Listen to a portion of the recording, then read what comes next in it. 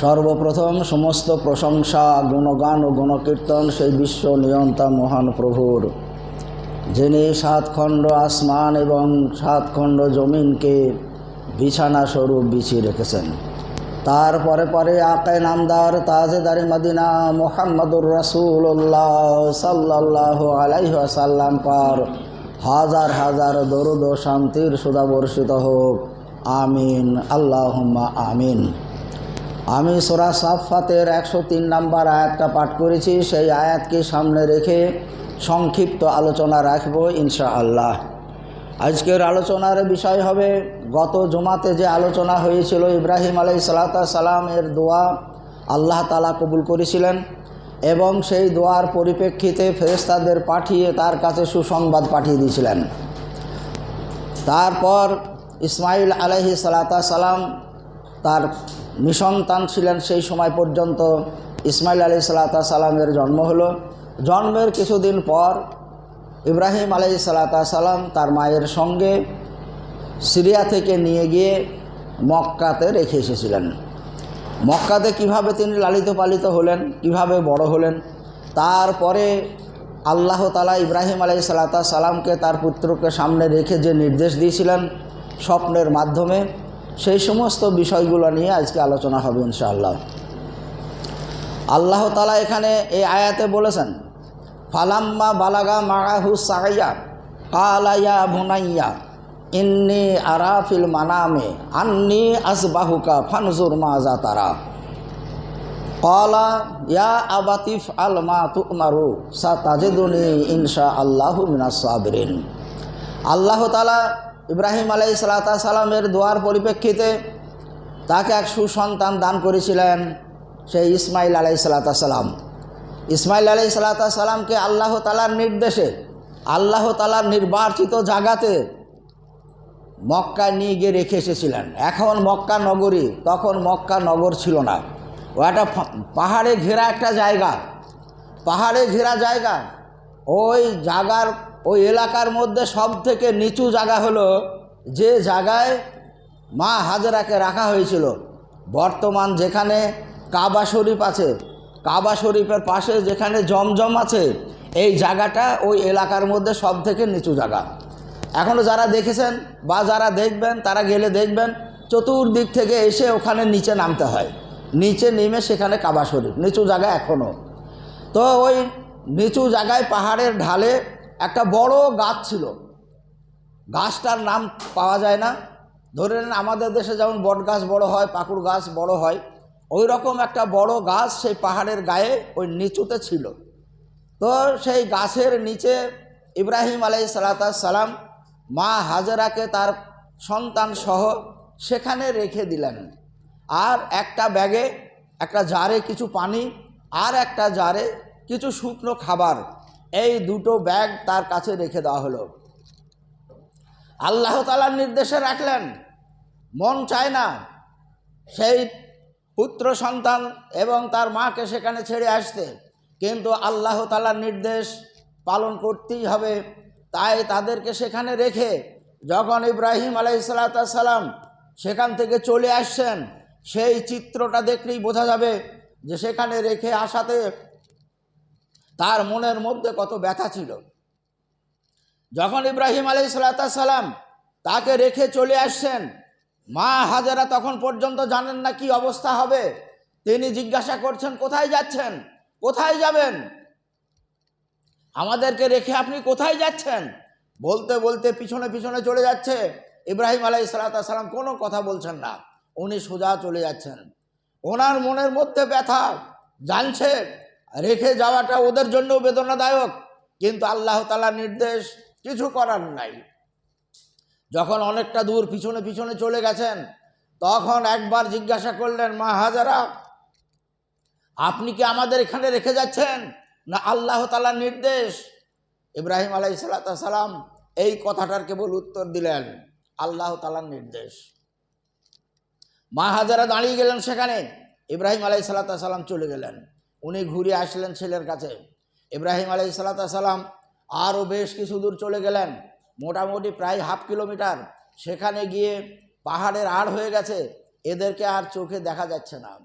সেখানে গিয়ে পাহাড়ের গায়ে আল্লাহর কাছে দোয়া করছেন, আল্লাহ আমার পুত্র এবং স্ত্রী তোমার দায়িত্বে রেখে গেলাম, তুমি ওদের দেখাশোনা করো, তুমি ওদেরকে যেটা ভালো হবে সেটা করবে, আর তুমি এই এলাকায় যে সমস্ত মানুষ বসবাস করবে তাদেরকে তুমি রুজি দান করো। অন্য একটা জায়গায় বলা হয়েছে তাদেরকে তুমি ফলের রুজি দান করো। মক্কা নগরীর জন্য ইব্রাহিম আলাইহিসসালাম ওই দিন ফলের রুজি দেওয়ার জন্য মক্কার বসবাসকারীদের জন্য দোয়া করেছিলেন।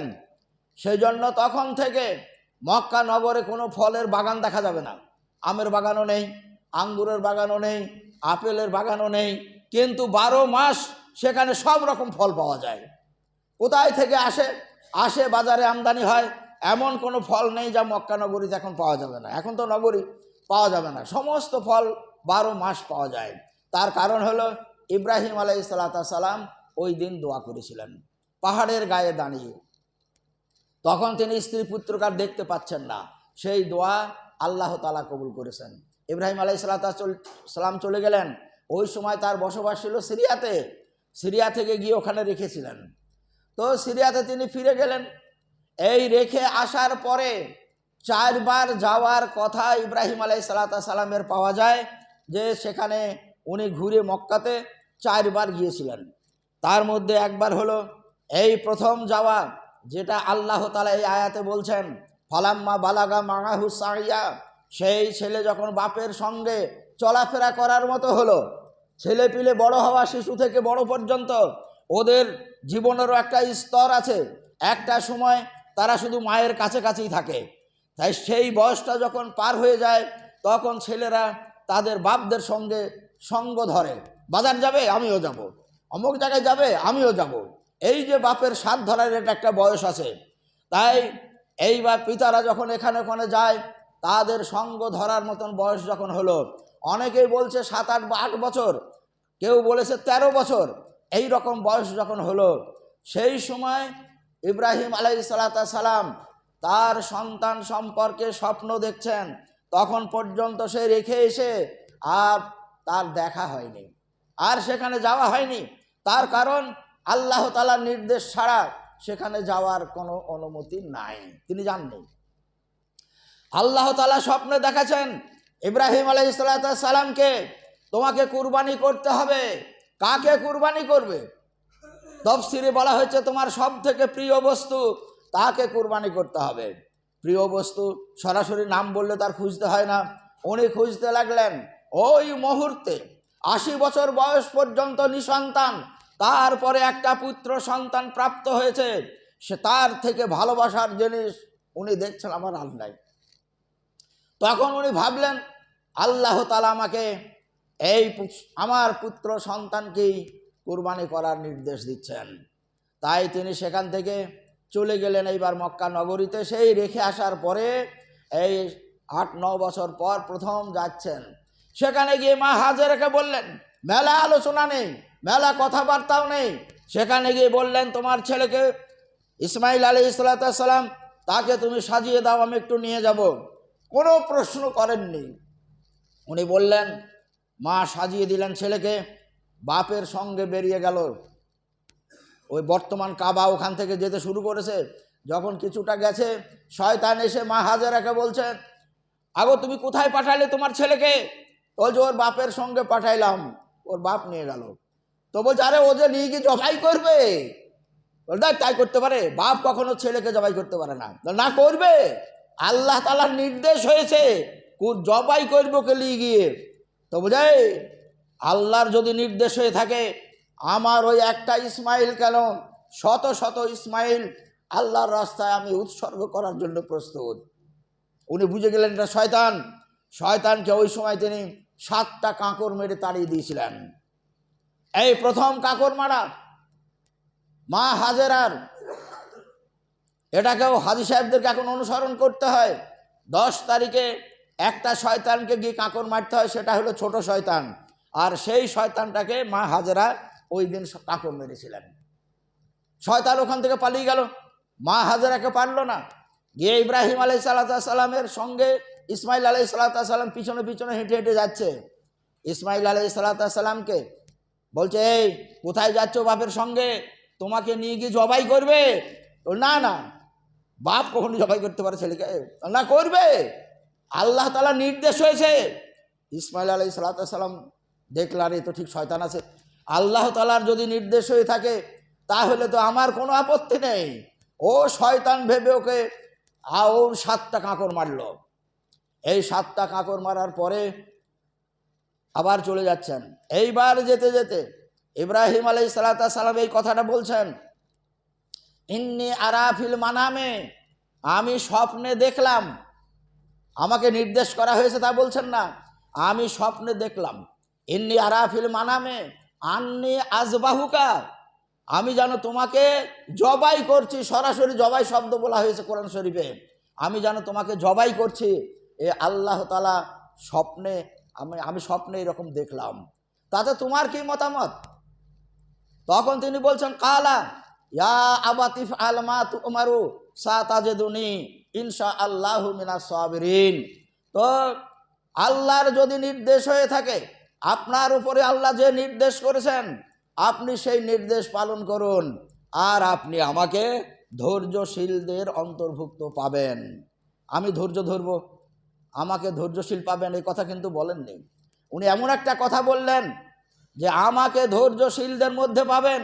তার মানে আল্লাহ তাআলার পরীক্ষায় ইতিপূর্বে পৃথিবীর বুকে যে সমস্ত মানুষ আল্লাহর পরীক্ষায় ধৈর্য ধারণ করে উত্তীর্ণ হয়েছে, আপনি আমাকেও সেই সমস্ত লোকেদের অন্তর্ভুক্ত পাবেন। এক কথায় বিরাট অর্থবহ উত্তর হয়ে গেল। ইব্রাহিম আলাইহিসসালাম সঙ্গে চলতে লাগলেন। কিছু দূর যাওয়ার পরে যখন এদিকে হলো না, তখন সরাসরি শয়তান, বড় শয়তান, তখন ইব্রাহিম আলাইহিসসালামের কাছে গিয়ে বলছে, তুমি স্বপ্নে কি না কি দেখে ছেলেটালি কোথায় যাচ্ছ? স্বপ্নে অনেক মানুষ অনেক কিছুই দেখে, স্বপ্নে দেখেও সব করতে হয় না, ঘুরে বাড়ি যাও। শয়তান দেখছে, তাই ইব্রাহিম আলাইহিসসালাম দেখছেন এ তো পাকা শয়তান চলে এসছে, তিনিও 7টা কাঁকর মারলেন। তাই ইব্রাহিম আলাইহিসসালাম বড় শয়তানকে 7টা কাঁকর মারলেন, আর ইসমাইল আলাইহিসসালামকে যেটাকে মেরেছিলেন সেটাকে মেজ শয়তান বলা হয়। ওই জন্য শয়তানের প্রতীকী 3টে পিলার করা আছে, বিরাট বড় বড় পিলার, যে সব পিলারে গিয়ে এখন কাঁকর মারতে হয়। সেখানে লেখাই আছে ছোট শয়তান, মেজ শয়তান, বড় শয়তান। প্রথম দিন ছোট শয়তানকে মারতে হয়, এইবার 11 তারিখে 3 জনাকেই মারতে হয় 7টা করে, 12 তারিখেও 7টা করে মারতে হয় 3 জনাকেই। এইবার যদি কেউ মিনাতে 13 তারিখ পর্যন্ত থাকে, তাকে 13 তারিখে গিয়ে আবার মারতে হবে। তো যাই হোক, সেই শয়তানের ওই কাজের স্মৃতি চারণ করার জন্য হজের একটা অঙ্গ করে দেওয়া হয়েছে এই পাথর নিক্ষেপ করাকে। তারপরে এবার ইব্রাহিম আলাইহিসসালাম ইসমাইল আলাইহিসসালামকে নিয়ে চলে যাচ্ছেন।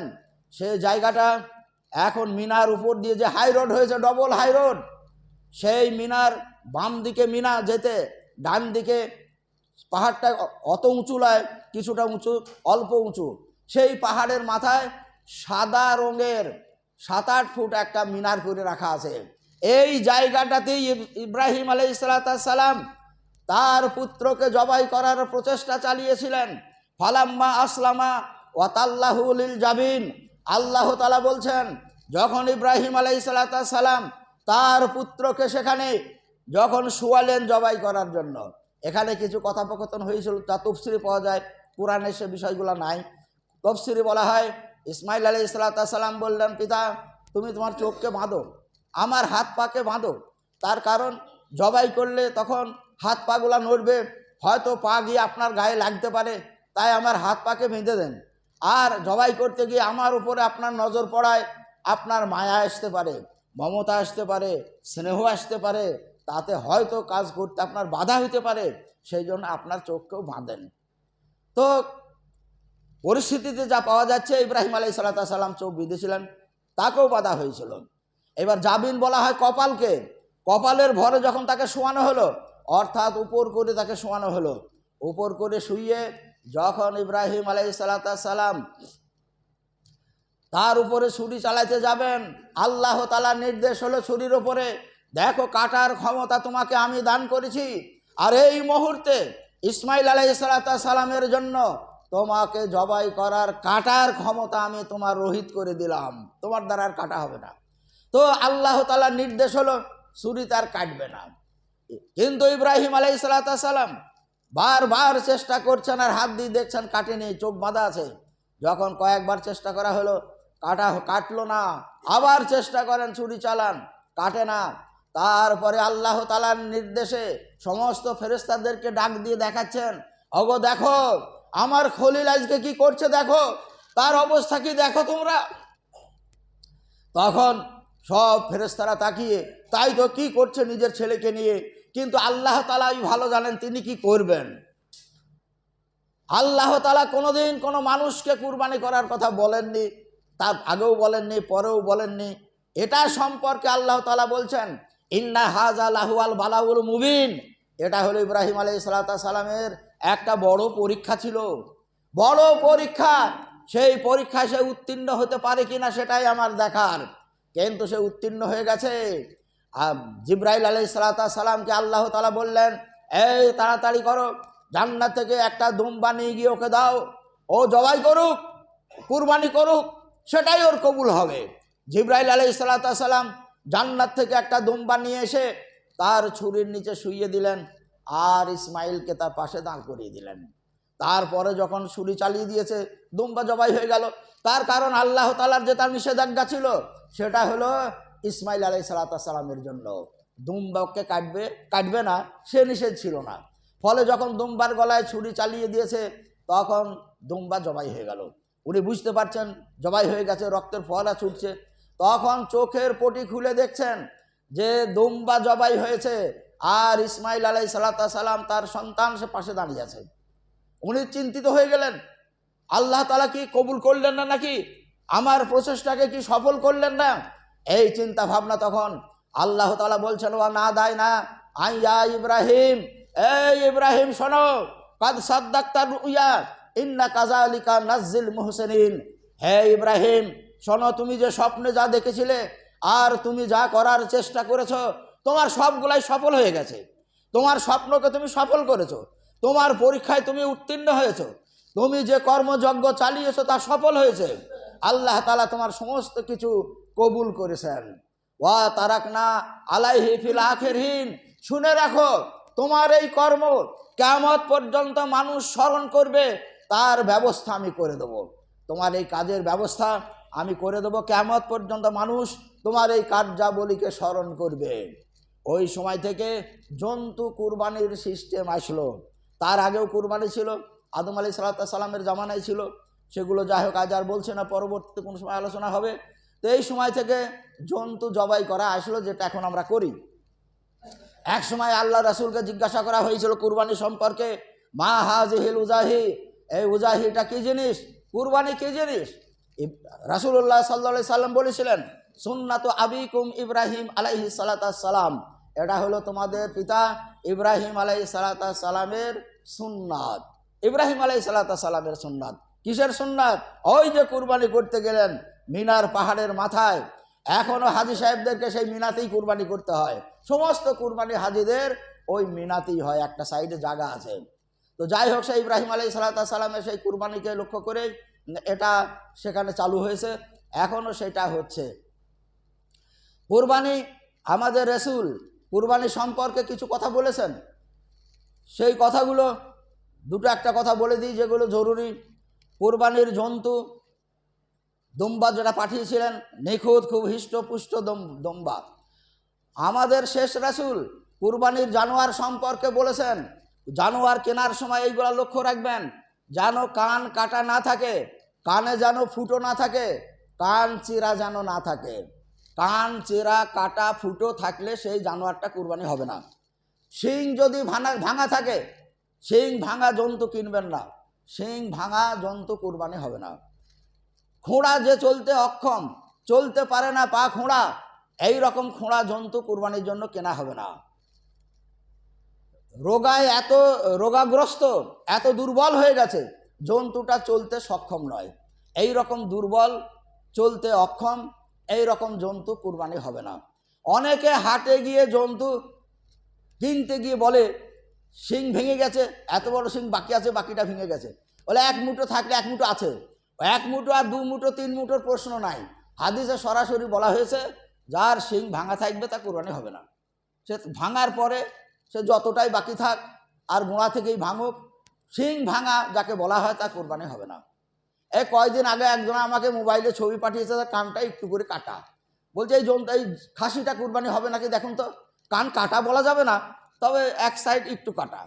ছবিতে আমি না দেখেই তাকে বলে দিলাম যে কাটা, কান ফুটো, কান চিরা, এ যে কোনোটা যদি কানে থাকে সেই জন্তুটা কোরবানি হবে না।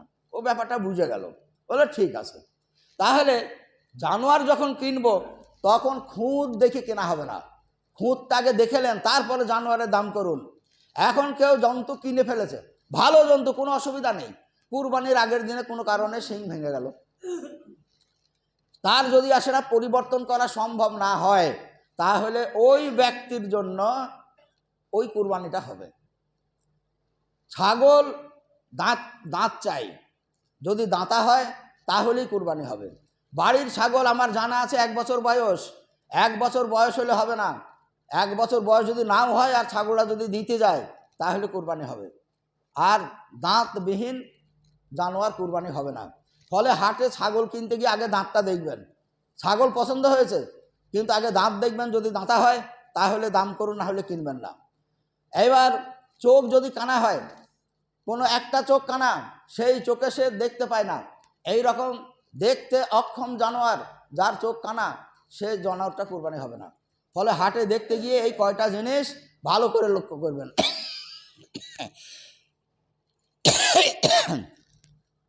চোখ ঠিক আছে কিনা, শিং ঠিক আছে কিনা, কান ঠিক আছে কিনা, সে ঠিক মতো চলতে পারছে কিনা।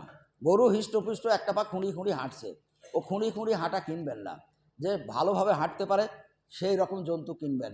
তো যাই হোক, জন্তু কেনার বিষয়টা এটা বলে দিলাম। আজকে জুলকাদা মাসের 21 তারিখ, আগামী শুক্রবার জুলকাদা মাসেই হবে, তারপরে জিলহিজ্জা আসবে। জিলহিজ্জা মাসের চাঁদ ওঠার আগে নখ চুলগুলা সব কেটে ফেলবেন। চাঁদ উঠলে কুরবানি করার আগে পর্যন্ত নখ আর চুল কাটা যাবে না। কুরবানি করার পরে কাটতে পারেন, কুরবানির মাংস টাংস খেয়েও কাটতে পারেন, সেদিন 10 তারিখে কাটা যাবে, অসুবিধা নেই, তাতে নেকি পাওয়া যাবে। সেই জন্য চাঁদ ওঠার দিনটা খেয়াল রাখবেন। আগামী শুক্রবারে হবে 28 তারিখ, শনিবারে হবে 29 তারিখ, চাঁদ শনিবারে উঠতে পারে, চাই রবিবারে উঠবেই। তো এই রকম হিসাব করে নিজের নিজের নখ চুলগুলা মানে কেটে রাখবেন, তারপরে আবার কুরবানির পরে একবারে কাটা যাবে। তো এই সবগুলা বিষয়গুলো একটু নজর রাখবেন। আগামী জুমাতেও কুরবানি সম্পর্কে কিছু মশলা মশালা আসবে, আর এর বিষয়গুলো কিছু আসবে।